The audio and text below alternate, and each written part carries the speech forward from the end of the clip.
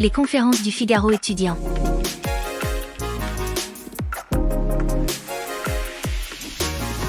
Bonjour à tous, bienvenue au salon du Figaro étudiant avec mon invitée Evelyne Muller, bonjour, qui représente une université catholique. Aujourd'hui, on est en petit comité, on est juste toutes les deux, mais on va essayer de répondre à toutes vos questions. Je me présente, je suis rédactrice en chef du Figaro étudiant et je connais bien évidemment l'enseignement supérieur. Ensemble, on va essayer de répondre à toutes vos interrogations et je sais qu'il y en a beaucoup. Tout d'abord, on va faire un petit point sur ce qui inquiète les familles. Parcoursup, évidemment. On parle de l'université. En général, ce qu'on dit, c'est que l'université, c'est pas sélectif. Hein. C'est vrai, on a l'image de l'université. Aujourd'hui, depuis quelques années, depuis l'ouverture de Parcoursup et la création de Parcoursup par rapport à ce qu'on a connu avec admission post-bac, il y a un gros changement, c'est que l'université est devenue sélective. C'est un peu la grosse différence entre admission post-bac et Parcoursup. Alors, les doubles licences et les licences sélectives, ça a toujours existé. Evelyne Muller, est-ce que pourquoi vous représentez une université catholique, dans une université privée, pourquoi les gens, y a des élèves qui iraient chez vous plutôt que d'aller dans une université publique, tout d'abord? Alors, effectivement, à l'université publique, il y a des filières sélectives. Il y en a encore qui ne le sont pas. Hein. La sélection, elle se fait géographiquement. À l'université catholique privée, la grosse différence sur la sélection, c'est que on n'a pas d'algorithme. On regarde surtout les dossiers, les profils des étudiants. Donc, quelles que soient les notes, on va pas boucher un dossier parce qu'il a telle note dans telle matière. En revanche, on va beaucoup plus regarder les lettres de motivation, le projet motivé, le projet de l'étudiant. Et alors, nous, à l'Institut catholique de Rennes, on a aussi un entretien d'admission. Donc ça dépend aussi des universités. Mais on est beaucoup plus dans la sélection d'un profil d'une personne que de notes. C'est pas un algorithme qui décide quel dossier on va regarder ou pas. D'accord. Juste une chose, l'université, ça peut sélectionner du coup. Alors, l'université publique peut sélectionner.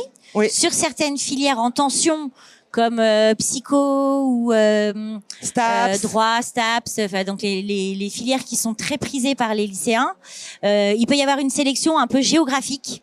Parce qu'on n'a pas le choix, hein, il n'y a pas suffisamment de place dans telle université pour accueillir autant d'étudiants. Donc on peut envoyer quelqu'un de l'académie dans une autre université de la même académie. Ça, l'académie est obligée de lui trouver une place. Donc ça peut être une sélection géographique, mais ça reste de toute façon une place permise. En revanche, même à l'université publique, il y a des licences qui sont sélectives, comme vous en parliez, des doubles licences ou des parcours un peu spécifiques, par exemple en droit, sciences politiques, ou des filières un petit peu complémentaires à la licence classique, qui là effectivement sont sélectives. Oui, d'ailleurs, je vous encourage d'ailleurs à regarder sur le site Parcoursup, parce que même s'il ouvre officiellement en décembre, en fait, vous pouvez quand même regarder sur le site et là, sans vous inscrire, regardez les formations et là, vous pouvez voir. Alors, c'est toujours un peu les mêmes d'une année sur l'autre, donc vous pouvez y aller dès maintenant. Et là, on peut regarder le taux de sélection, en fait, le taux d'accès. Donc, ce qui permet de voir un peu la sélectivité de la licence. Et on est un peu surpris de voir certaines licences. Vous êtes sur Parcoursup, il n'y a que 20 places, par exemple. Oui. Parfois, c'est très sélectif. Très sélectif. Hein. Oui, tout à fait. C'est vrai que c'est pour ça qu'il y a cette conférence, c'est qu'on a l'image de l'université pas sélective, mais en réalité, elle peut l'être beaucoup. Tout à fait. Il y a vraiment des niches. Des petites filières où finalement l'université va proposer un petit peu ce que propose la prépa, c'est-à-dire des parcours très chargés, très exigeants.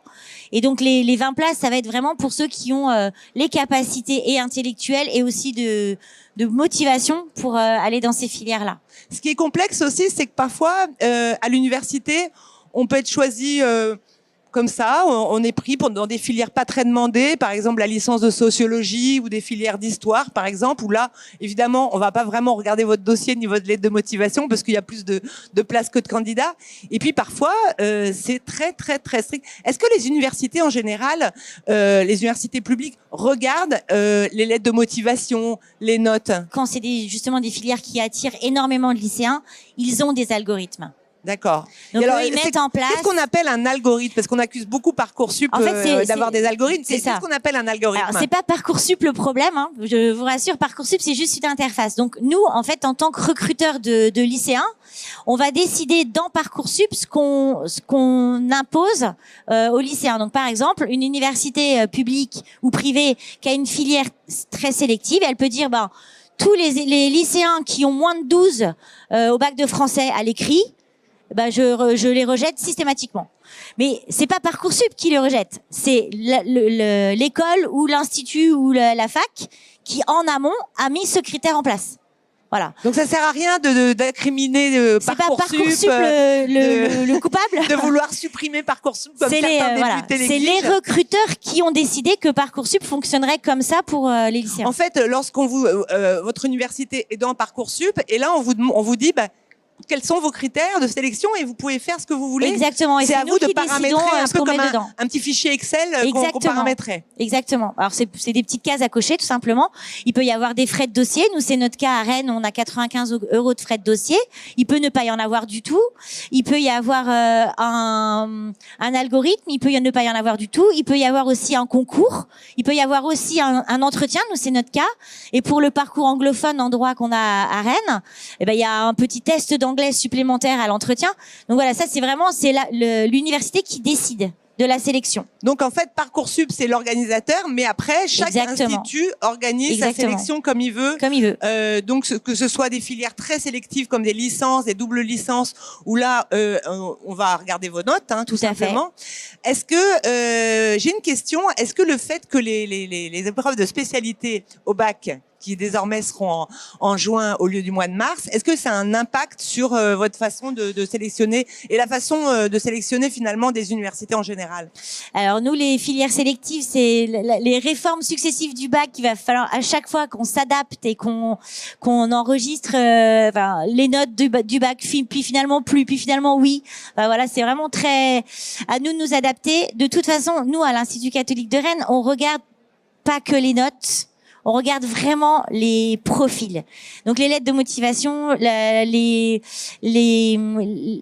quand on reçoit les futurs étudiants en entretien, où ils veulent aller, ce qu'ils veulent faire, ce qu'ils ont bien compris, la formation qu'ils veulent suivre. Et je dirais quasi la totalité des refus, c'est un problème d'orientation. C'est un étudiant qui se dit j'adore l'histoire, j'aime bien la Sciences Po, j'ai fait telle spécialité d'économie, ça me plaît. Allez, je vais faire ça, puis après je serai avocat. On dit non. Après, tu ne seras pas avocat. Il faut faire du droit. Donc, la sélectivité, elle se fait surtout sur la compréhension du bachelier, sa motivation, sa maturité, sur ce qu'il a envie de faire par la suite, sa personnalité, ce qu'il va faire en dehors. Est-ce qu'il est scout? Mais parfois, ça peut être un peu inquiétant quand on regarde. J'ai eu des parents au téléphone avant de venir sur le salon et quand on voit le taux d'accès, parfois, même à l'université, c'est parfois 10% d'admis.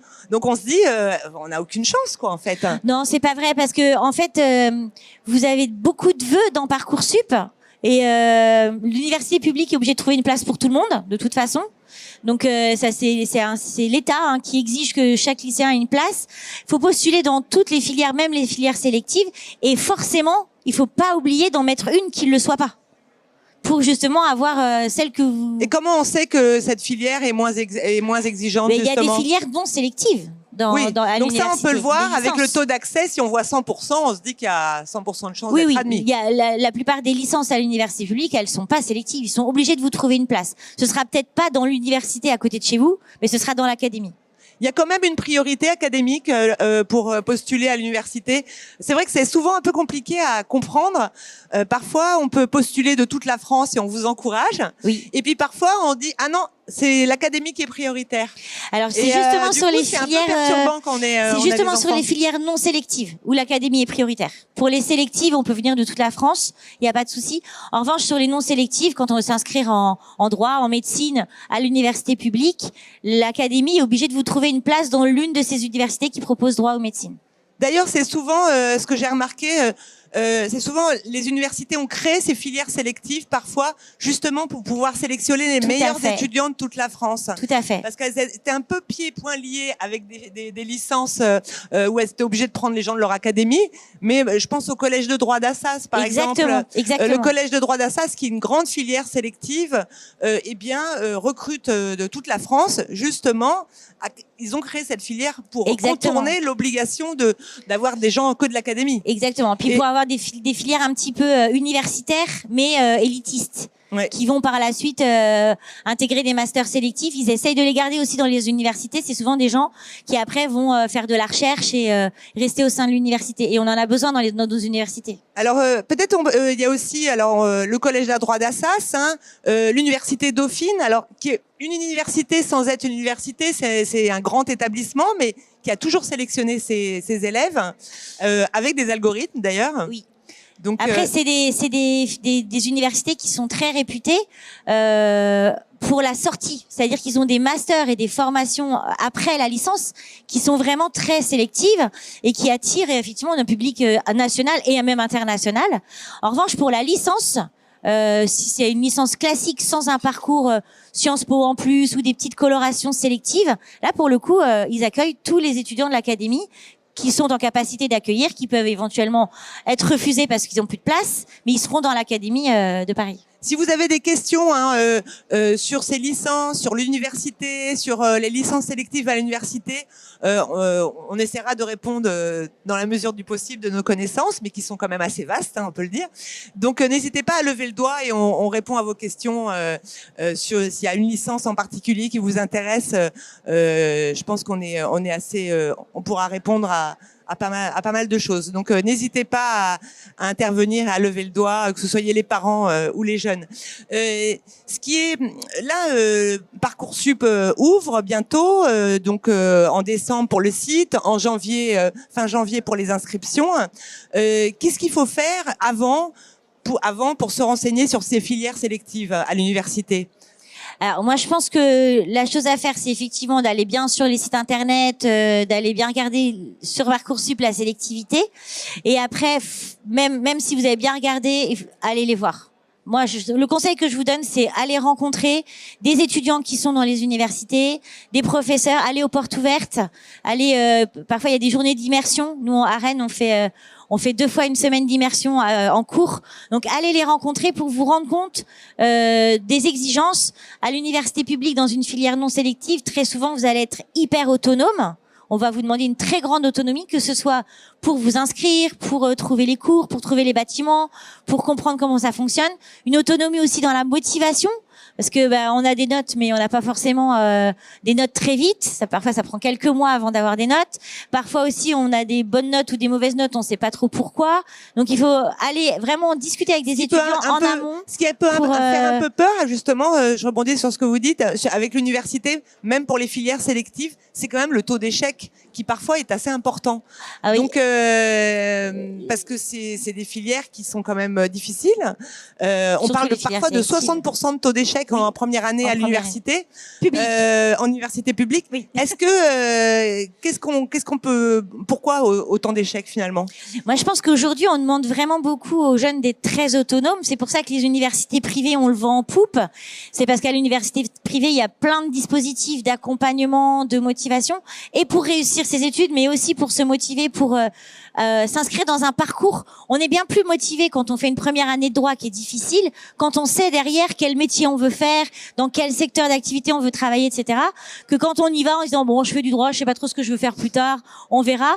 Donc je pense que c'est important de bien préparer son orientation, de rencontrer des étudiants qui font l'orientation que vous préconisez, de bien discuter avec eux en amont, sur les portes ouvertes, Est-ce qu'il faut sur savoir, les salons. Parfois on est un petit peu décontenancé quand on voit l'intitulé de ces doubles licences, droit, sciences politiques, sciences politiques, anglais, etc. Et parfois ce sont des matières qu'on n'a jamais étudiées au lycée. Oui. Et parce qu'on n'a pas pris les mêmes ces spécialités-là. Voilà, on a, je sais pas, on a appris maths, physique et on veut faire des sciences politiques. Et est-ce que comment se préparer à? Est-ce qu'on peut postuler quand même? Est-ce qu'on a des chances d'être admis déjà? Alors normalement dans Parcoursup, très précisément sont écrits les attendus. Donc il y a les attendus nationaux et puis parfois il y a des attendus supplémentaires. Nous c'est notre cas, on ajoute des attendus de compétences. Donc effectivement, si vous voulez sur la fiche de Parcoursup, la fiche de Parcoursup, sur chaque formation, vous avez les attendus.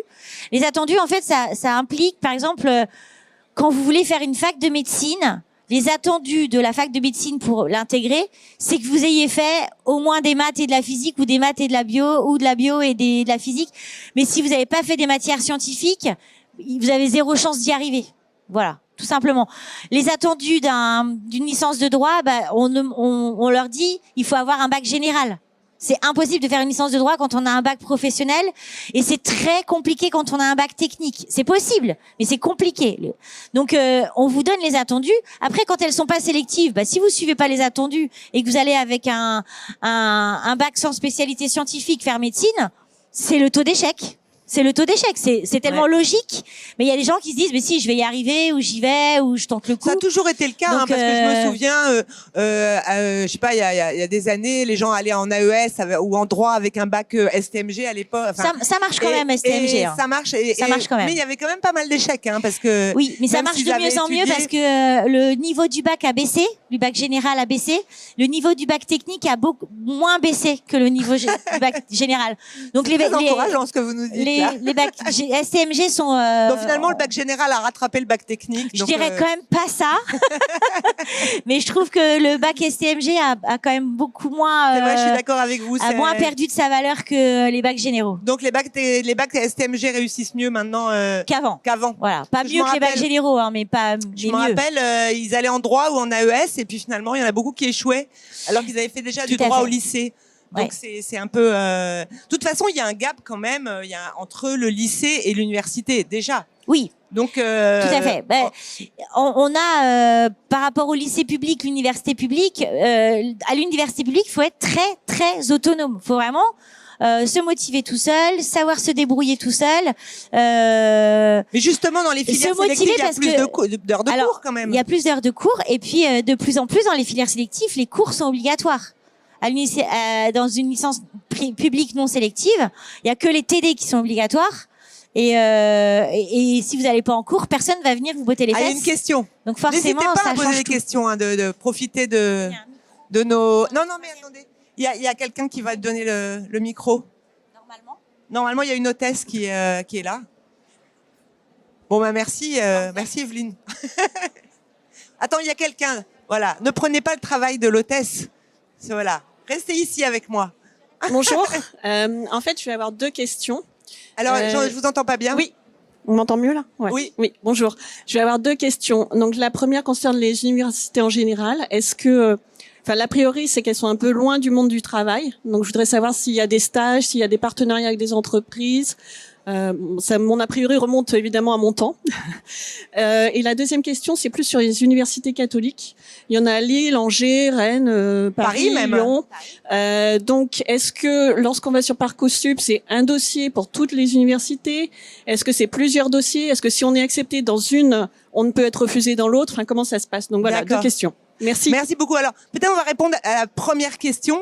Est-ce que l'université est à vocation professionnelle? Est-ce qu'on peut faire des stages à l'université?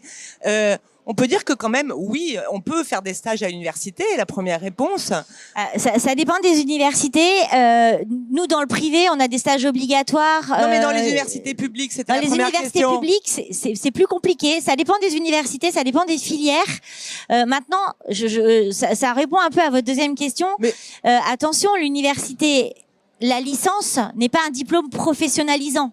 Donc même si vous avez des matières complémentaires où on va vous donner un petit peu des objectifs professionnels, ça reste une licence académique et la spécialité, elle va se faire après la licence. Donc la professionnalisation, les stages, l'alternance, ça va se faire après la licence. Donc normalement, à l'université, pendant les 3 premières années, si on a des stages, c'est pendant les vacances, c'est pas à la place des cours.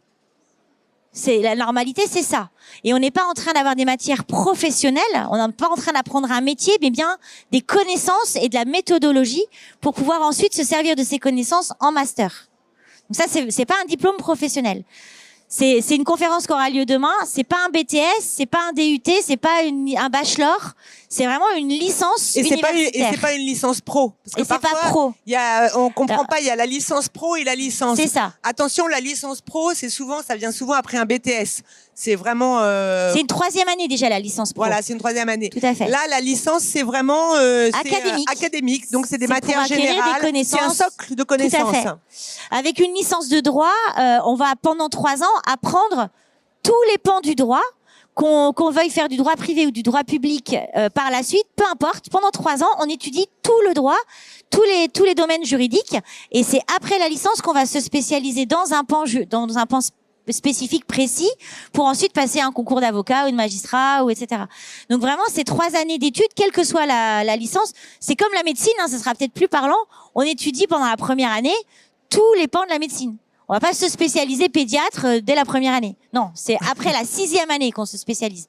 Donc pendant les premières années de licence, on étudie vraiment toutes les matières qui ont attrait à cette licence-là. Deuxième question de madame, après on viendra. Deuxième question, madame, comment fait-on pour postuler dans les universités catholiques? Parce que il y en a plusieurs en France, il y en a combien exactement? Alors, il y a les 5 grandes universités qui ont comment dire, le titre d'université, c'est Paris, Lille, Toulouse, Lyon et Angers. Qui donc sont dans ces 5 villes-là, mais qui de plus en plus ont des campus antennes. Donc par exemple, la Catho de Lille a un campus à Issy-les-Moulineaux. La Catho de Paris a un campus à Rouen. À Angers, ils ont plein de petits campus partout dans l'Ouest. Donc, c'est des campus qui dépendent de la maison mère. Donc là, quand on postule pour la Catho de Paris... Est-ce qu'il y a un concours commun, comme disait madame? C'est-à-dire, on peut postuler pas du tout. Comme les concours des écoles d'ingénieurs, où on postule à plusieurs écoles et finalement, on fait son choix. Ce ne sont pas des concours. Ce sont un dossier par licence et par université. D'accord. Et les universités, donc nous on est à Rennes, on est un institut, donc on n'est pas dans ces grandes 5 universités. Donc il y a aussi d'autres instituts qui sont nés après ces grandes universités.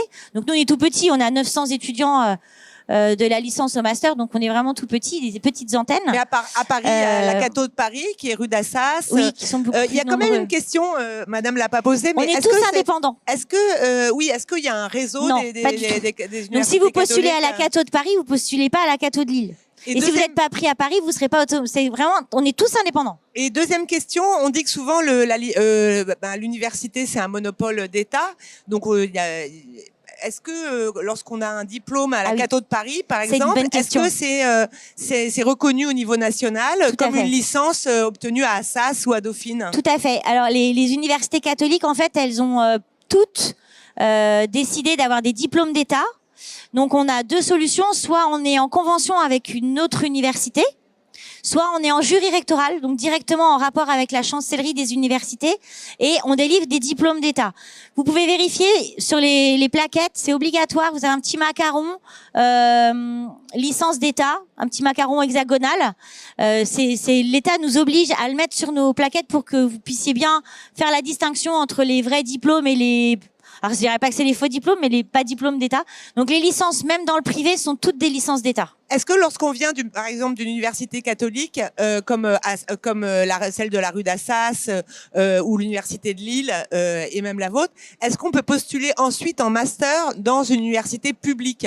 Est-ce que, par exemple, on peut faire 3 premières années à la Catho de Paris, rue d'Assas, et puis finalement postuler à l'université d'Assas en master? Tout à fait. Nous, on a 75% de nos étudiants de droit qui vont dans le public en master. On peut après postuler sur la plateforme Mon Master qui a fait couler beaucoup d'encre ces derniers temps. Tout à fait. D'accord. On a même beaucoup d'étudiants qui de plus en plus viennent en master en fac parisienne alors qu'ils ont fait leur licence à l'Institut catholique de Rennes. D'accord. Et ils vont à Dauphine, à Assas. On a répondu à votre question sur l'université catholique. Madame, est-ce que vous avez... On est vraiment tous indépendants. N'hésitez pas à poser des questions parce que comme ça on réfléchit, on répondra de façon plus précise à vos interrogations parce que c'est un sujet extrêmement vaste quand même. Tout à fait. Allez-y. En fait, vous venez juste de poser la question parce qu'effectivement on prenait l'avantage d'une université privée sur les premières années en parlant de l'autonomie, mais justement, vous disiez aussi très justement que les très bons masters étaient ensuite du côté des universités publiques, et je voulais justement savoir dans quelle mesure on pouvait passer après une licence dans une université privée vers un master dans une université publique, comme vous venez de le dire. Parce que moi, j'avais compris quand même que c'était un peu compliqué quand on n'avait pas fait ses armes en licence dans justement cette même université. Et justement, je me posais vraiment la question de savoir s'il n'y avait pas, un peu comme les problématiques d'algorithme Parcoursup, un petit problème après à repasser dans le public après une université privée. Moi qui suis allée il n'y a pas si longtemps que ça à la Catho de Paris, donc l'Université catholique de Paris, rue d'Assas, c'était la question évidemment que j'ai posée.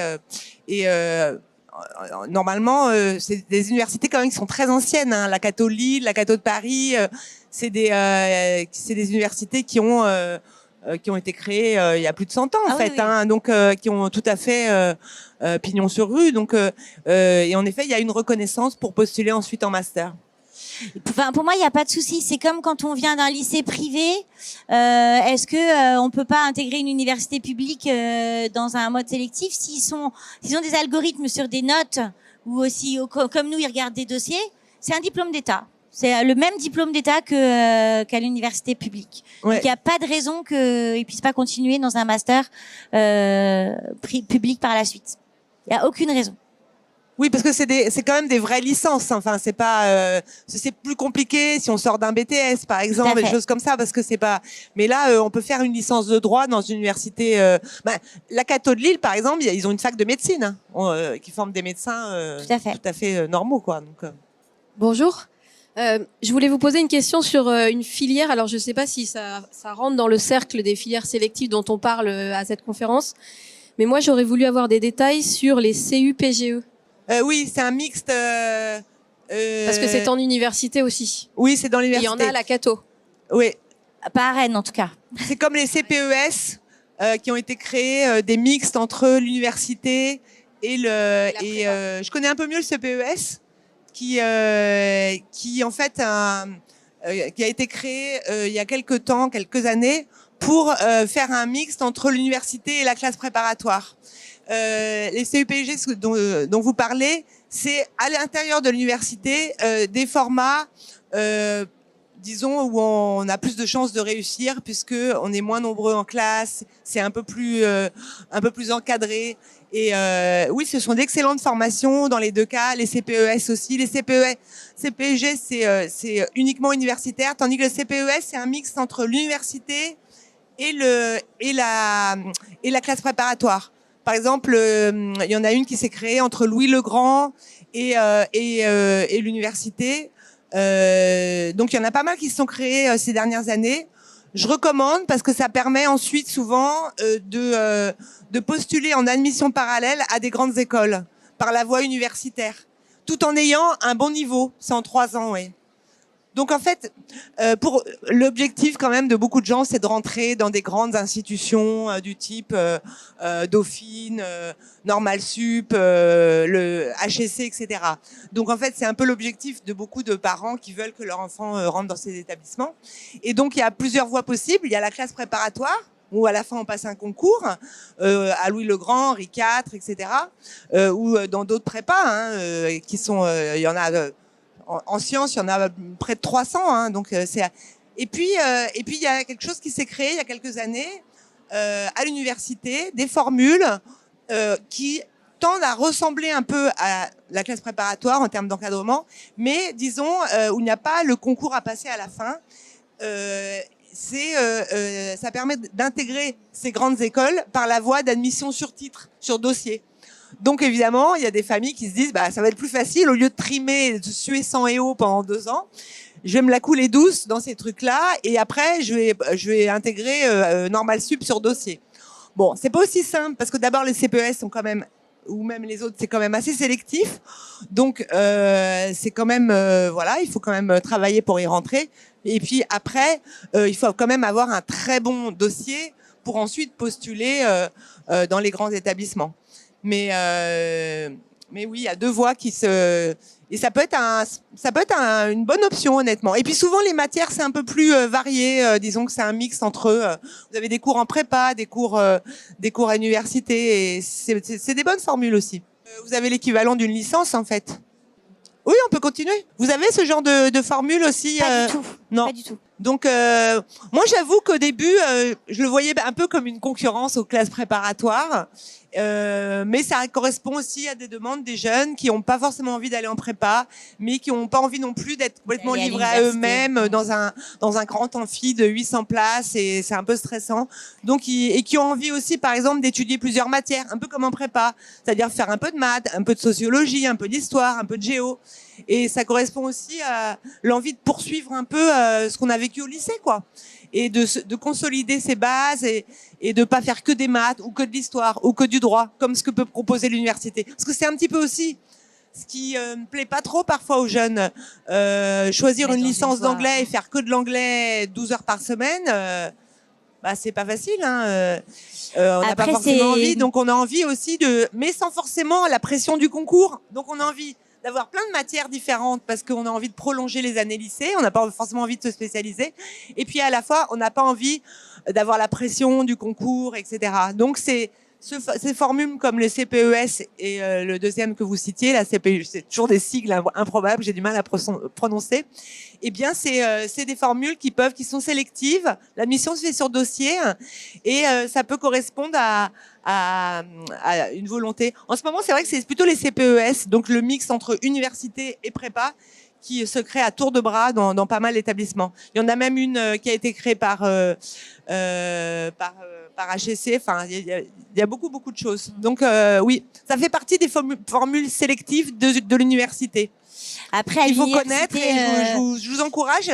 Moi, honnêtement, on avait invité l'année dernière le directeur de Normal Sup, donc Rudulm, qui est l'établissement qui forme les prix Nobel. Donc c'est quand même quelque chose.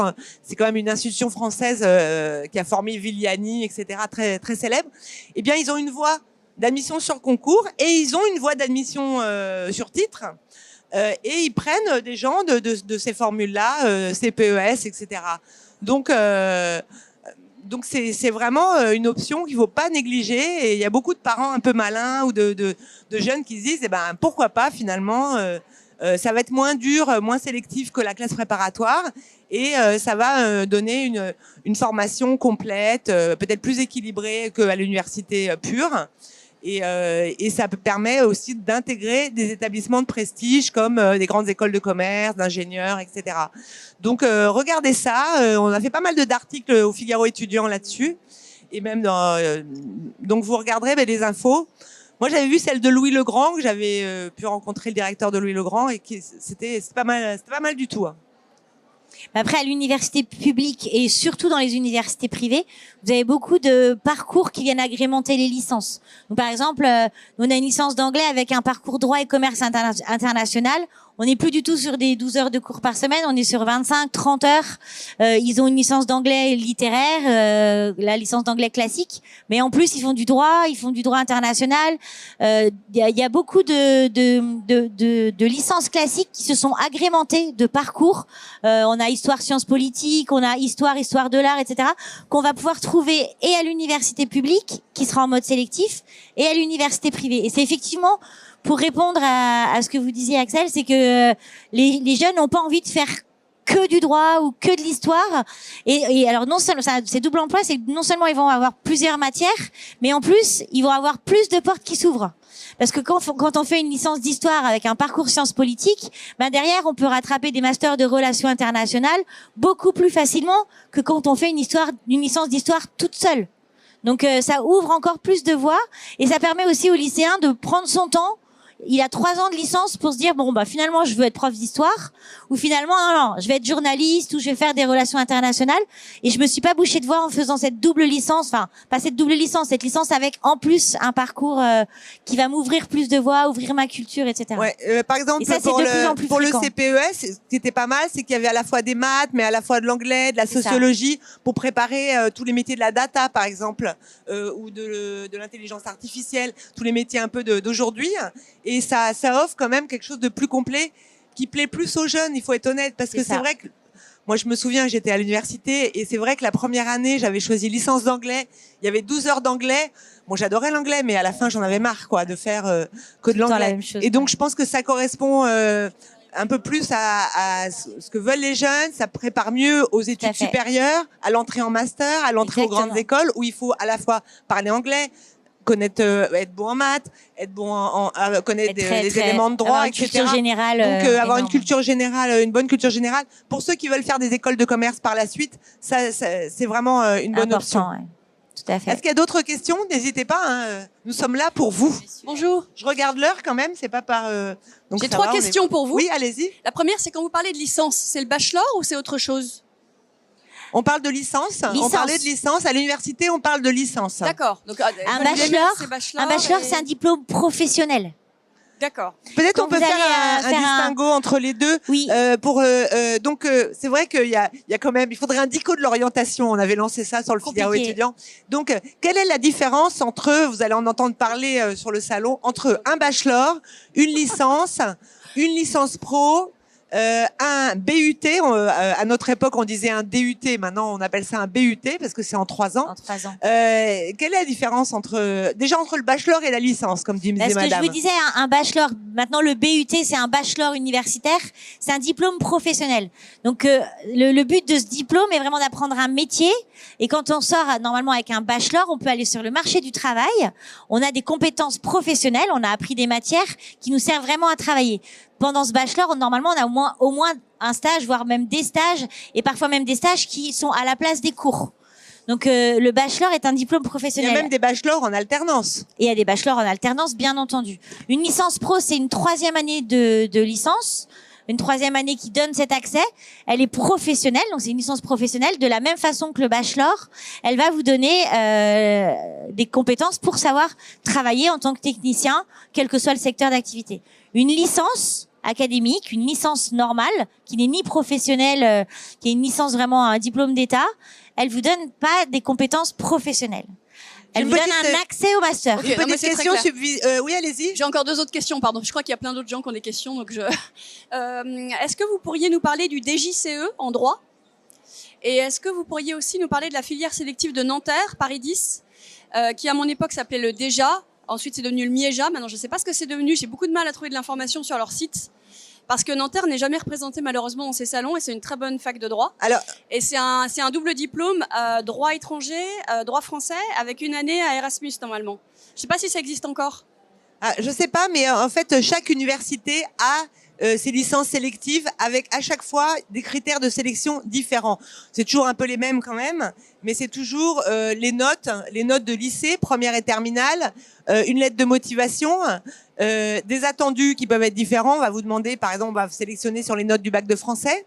Très important le bac de français si vous avez des enfants en première, parce que en fait, c'est un peu les seules notes du bac souvent qu'on a au début de la terminale. Donc les notes de français. Ça peut être les notes d'anglais si c'est une filière, une double licence avec international, avec de l'allemand, ça peut être l'allemand. Donc chaque vraiment université sélectionne selon ses critères. Donc je vous encourage. L'université de Nanterre, que je connais bien, a toujours fait ça. Et il faut et sur Parcoursup, ces diplômes sont indiqués. Attention, parfois l'université, c'est peut-être le cas, propose ce qu'on appelle des DU, diplômes universitaires. Dans ces cas-là, ce sera proposé que sur le site de l'université et ça n'a pas un grade c'est pas une licence en fait.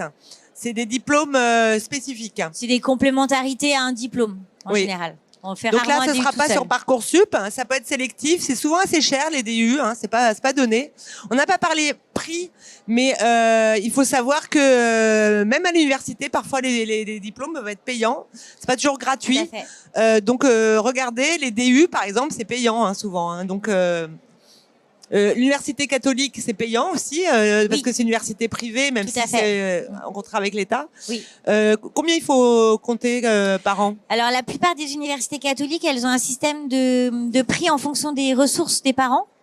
Donc, la fourchette, c'est entre 3 000, 3 500 euros par an jusqu'à 10 000 pour les plus aisés. La plupart des universités privées appliquent ce tarif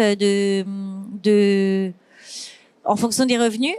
J'ai juste une précision sur le diplôme d'État. À partir du moment où vous pouvez avoir une bourse d'État, c'est que c'est un diplôme d'État. Donc, oui, c'est vrai que c'est un bon critère. Ça peut être un bon critère. Donc nous, par exemple, nos étudiants, ils ont la possibilité d'avoir des bourses d'État. On a 25% de boursiers. Donc comme quoi, c'est pas réservé à ceux qui ont des moyens. Et si on peut pas avoir une bourse d'État, déjà, faut vous poser la question. Est-ce que c'est le diplôme d'État que je veux? En tout cas, à l'université, c'est indispensable que ce soit un diplôme d'État, parce que si vous faites une petite fac ou une petite école qui propose une licence qui n'est pas une licence d'État, vous n'aurez pas la possibilité d'intégrer un master d'État par la suite. Donc c'est vraiment important, si vous choisissez de faire une licence, de choisir une licence d'État. Oui, madame. Oui. Il y avait le monsieur là depuis longtemps. Pardon, excusez-moi. Pour la fonction publique, est-ce qu'on suit les diplômes universitaires? La fonction publique, la plupart du temps, on entre sur... Pour la fonction publique. Oui, pour on la entre fonction sur concours publique. administratif. Est-ce que vous pouvez répéter la question? Je voudrais savoir si pour la fonction publique, on suit un cursus universitaire. Ah, pour intégrer la fonction publique? Oui. La fonction publique, est-ce que vous voulez répondre? C'est des concours administratifs pour intégrer la fonction publique. Donc tout dépend à quel niveau vous voulez intégrer, parce qu'il y a les concours de différentes catégories pour intégrer la fonction publique. Je crois qu'après le bac, c'est C. Il n'y a pas d'autre solution. Oui, tout à fait. Et puis c'est difficile, faut le préparer, faut le bachoter un peu tout seul. Mais selon le concours de la fonction publique que vous voulez passer, on va vous demander d'avoir soit le niveau bac, soit le niveau licence, soit même le niveau master. Si vous voulez passer par exemple un concours d'officier pour entrer dans l'armée, on vous demandera d'avoir le master. En revanche, le concours de sous-officier, on vous demandera d'avoir une licence. Donc tout dépend de quel concours vous voulez passer pour intégrer quelle fonction publique. Bien sûr, mais où trouve-t-on les infos? En fait, sur les sites des fonctions publiques, là par exemple, on a la semaine prochaine un forum d'orientation pour nos étudiants de licence. On a la direction de l'administration fiscale qui a besoin de recruter et qui vient nous expliquer quel diplôme il faut et quel niveau ils veulent pour passer leur concours. Donc c'est vraiment sur chaque site de chaque fonction publique que vous allez pouvoir trouver cette information. Et puis on appelle fonction publique, il y a les métiers de la fonction publique, mais il y a aussi, par exemple, ici il y a pas mal de stands pour l'armée, la police, etc. C'est pas exactement la fonction publique comme on l'imagine, mais oui, il y a énormément de métiers, bien sûr. Il y a même des écoles de la fonction publique. Par exemple, il y a une école d'ingénieurs qui s'appelle le NTPE, l'école des travaux publics de Lyon, qui est une école de la fonction publique. C'est pour travailler dans la fonction publique, dans les travaux publics, mais pour travailler pour l'État. Donc vous voyez, il y a des écoles de la fonction publique dans énormément de domaines. C'est très varié. Ça va pour devenir gardien de prison, pour travailler pour l'INSEE, pour devenir greffier. Là, il y a la Banque de France, il y a des concours pour la Banque de France. Une école spécifique pour intégrer l'INSEE, qui est donc un institut de statistique d'État. Et pour le coup, pour rentrer à l'INSEE, il faut passer par cette école-là, passer des concours administratifs pour rentrer à l'INSEE. Sur le site de l'INSEE, sur le site de l'armée, sur le site de la fonction de l'administration fiscale, vraiment sur les différents sites de fonction publique. Après, ici sur les salons, en général, il y a des stands pour surtout différentes pour les métiers administrations. porteurs, Mais dans les salons d'orientation, en général, il y a toujours des stands liés en fonction des corps de la fonction publique qui veulent recruter à ce moment-là. Mais en général, vous trouvez des stands. Est-ce qu'il y a d'autres questions? Allez-y, oui. C'est beaucoup des parents qui nous posent des questions, mais bon. Voilà, les jeunes sont un peu plus timides et puis les parents connaissent un peu plus la vie. Allez-y. La professionnalisation à l'université et donc en master, vous pouvez nous rappeler comment se passe justement la sélection? J'entends pas du tout en fait. Allô. Oui, alors. Oui. La professionnalisation à l'université passe donc par le master. Il faut donc anticiper le master dès la licence. Comment se passe le concours? Quels sont les taux de réussite? Et concrètement, en master, quel est le nombre de stages, leur durée? Ah oui, vous voulez dire, si j'ai bien compris, anticiper l'admission en master dès la licence.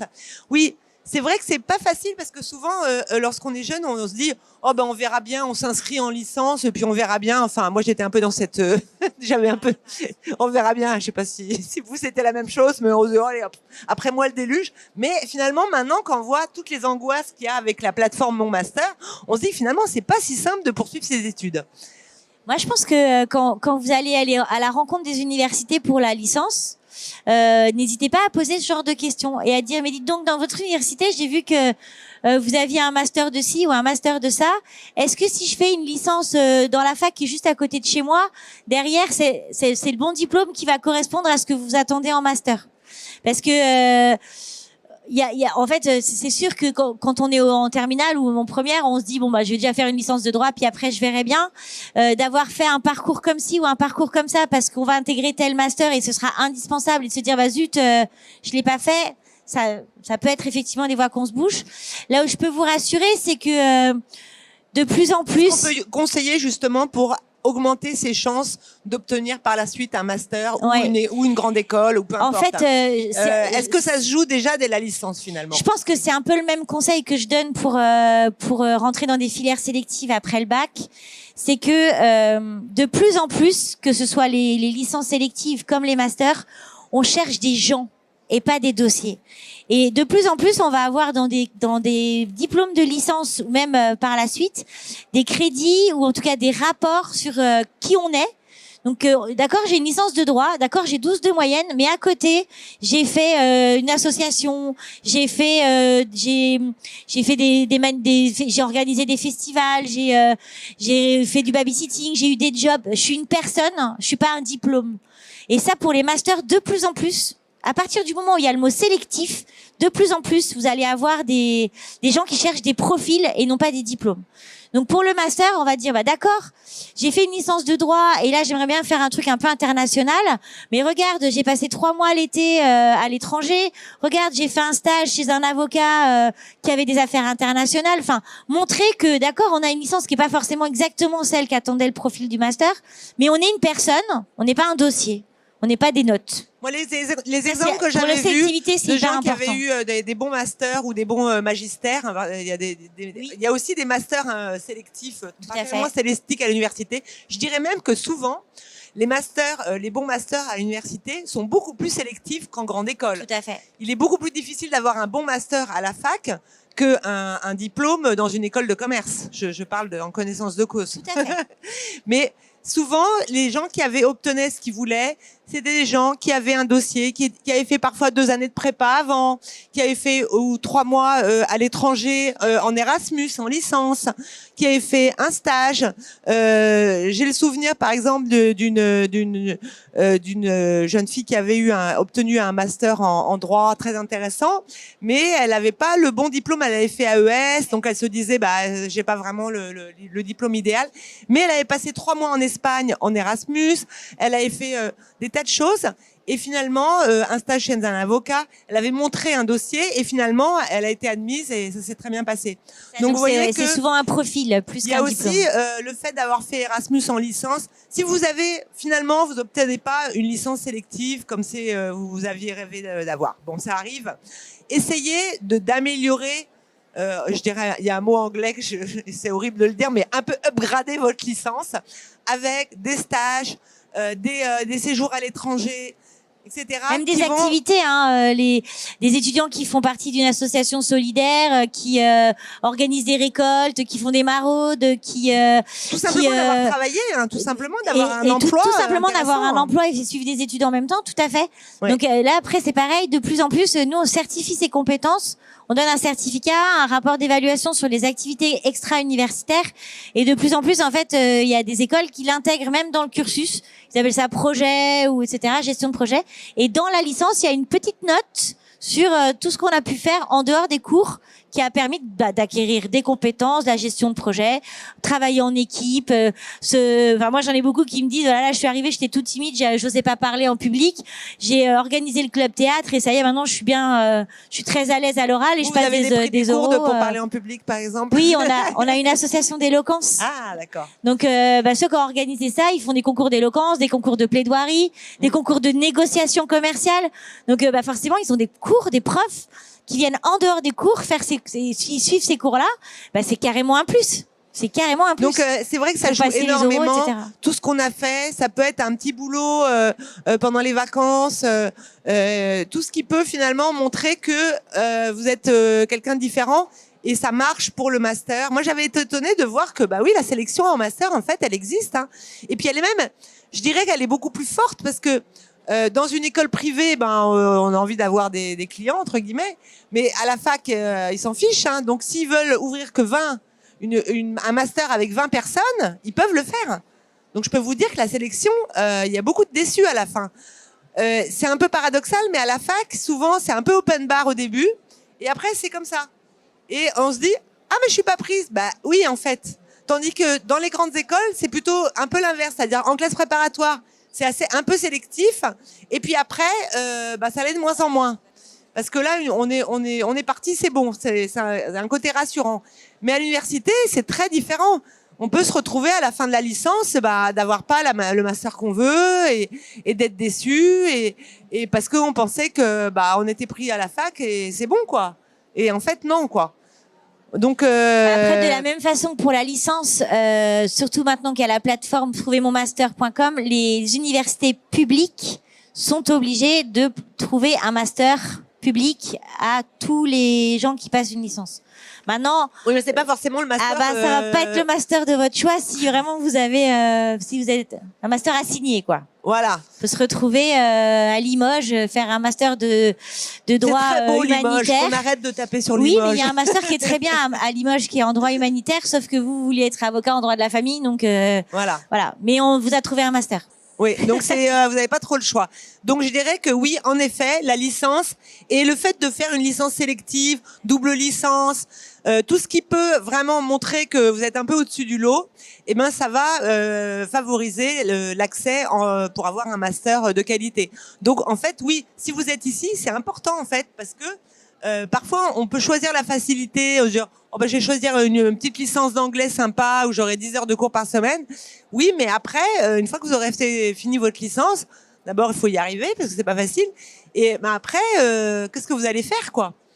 Donc il faut vraiment, il faut le choix de la licence et le fait de faire une double licence, de faire quelque chose de sélectif, un peu plus haut de gamme, avec des stages, etc., des séjours en Erasmus, ça va vous permettre de poursuivre vos études plus facilement. Tout à fait. Puis la licence sélective, du coup, les gens qui seront avec vous sont des gens qui auront été sélectionnés. Nous, en plus, on sélectionne sur motivation. Donc ça veut dire que vous avez toute une promo de classe de gens motivés et aussi les licences sélectives, elles sont en plus petits effectifs. Donc on n'est plus noyé dans une masse. On est forcément plus facilement, on a plus facilement accès pour discuter avec le professeur quand on est 25 que quand on est 500 dans un amphi, ça change tout. Donc oui, c'est vrai ce que vous dites, c'est intéressant. On se retrouve quand même avec des étudiants de bon niveau. Oui, puis ils sont motivés. Motivés surtout. Ouais.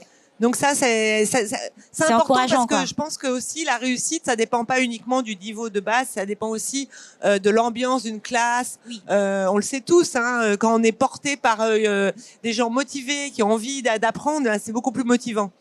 Vous avez une question ? N'hésitez pas à poser des questions. Donc la question se portait vraiment au niveau en fait de la première année post-bac et notamment de savoir en fait si dans le concept des algos, comment ça fonctionnait, notamment par rapport à la disparité des lycées et du coup, comme le bac est constitué maintenant de notes continues, comment c'était appréhendé aussi dans le traitement des algos. Parce que j'ai vu et j'ai échangé avec certains parents qui allaient pas forcément maintenant vers les meilleurs lycées. Enfin, en tout cas, il y a un panel entre premier et moins bon lycée pour avoir plus de chances d'avoir de très bonnes notes en contrôle continu pour pondérer. Donc, je trouve ça un peu tordu et ça dégrade, ça nivelle vers le bas. Et quelle était votre vision par rapport à ça et l'approche? Je suis d'accord avec vous, des parents tout à fait bien constitués qui m'ont dit, en fait, j'ai une idée. Mon fils, il est en seconde dans un lycée prestigieux parisien. Je vais le changer pour le mettre dans un lycée pourri, en espérant qu'au royaume des aveugles, il sera roi. Et pour être premier de la classe et avoir plus de chances sur Parcoursup. Je trouve que c'est vraiment complètement tordu en effet, mais je comprends aussi certains parents parce que ce sont des algorithmes et il y a aussi cet effet-là. Alors comment est-ce que vous prenez en compte, vous par exemple, vous recrutez sur Parcoursup, est-ce que vous voyez ce genre de phénomène des personnes qui vont c'est un vrai casse-tête, c'est super compliqué justement, d'autant plus qu'il y a de moins en moins d'évaluation nationale. Il y a du contrôle continu qui rentre en question et effectivement on s'entend bien avec son prof, notre prof nous a dans le pif, on a une super mauvaise note alors qu'on n'est pas du tout mauvais. Donc nous le mode sélectif permet justement de s'arrêter au-delà, de pas s'arrêter à la note, vraiment d'aller au-delà et de prendre en compte le profil, la lettre de motivation et aussi même c'est assez rigolo parce qu'on voit par exemple, des remarques dans les lycées, oui. De manière générale, est-ce que la réflexion de monsieur est juste, c'est-à-dire, en gros, est-ce qu'il vaut mieux être ça dépend où vous postulez. Premier de la classe d'un lycée nul ou 20e d'un bon lycée? C'est ça. En fait, ça dépend où vous postulez. Nous, à Rennes, les lycées, on les connaît. Donc on sait qu'un 17 dans tel lycée, il vaut un 12 dans tel autre. On le sait, parce qu'on les connaît, on a expérimenté un petit peu les lycéens qui venaient de ces lycées-là. Mais quand vous postulez à Nice, en venant de Paris, à Nice, ils savent pas forcément si votre lycée il est bon ou il est pas, et combien vaut vraiment votre 17. Donc ils vont regarder les remarques des professeurs. Et moi, quand j'ai un 17 avec un professeur qui peut mieux faire, je me dis, bon, d'accord, donc son 17, en fait, ça veut dire 8 ou 9, quoi, peut mieux faire. Alors que le 17 avec un excellent élève, ça ne voudra pas dire la même chose. Donc c'est pour ça que de plus en plus, les formations sélectives, les notes sont un indicateur, mais n'ont pas valeur absolue. Alors Merci. effectivement, si on met des algorithmes, bah forcément, on se bouche la possibilité d'avoir quelqu'un qui est bon et qui a eu un prof qui notait très sévèrement. Merci beaucoup. Juste, il y a une autre conférence où on abordera aussi ces thèmes-là qui va suivre, qui porte sur Parcoursup justement. Donc, je vous remercie tout d'abord d'avoir assisté à cette conférence et d'avoir posé ces questions. Et je vous souhaite une bonne journée au salon du Figaro étudiant. Merci beaucoup. Merci beaucoup. Les conférences du Figaro étudiant.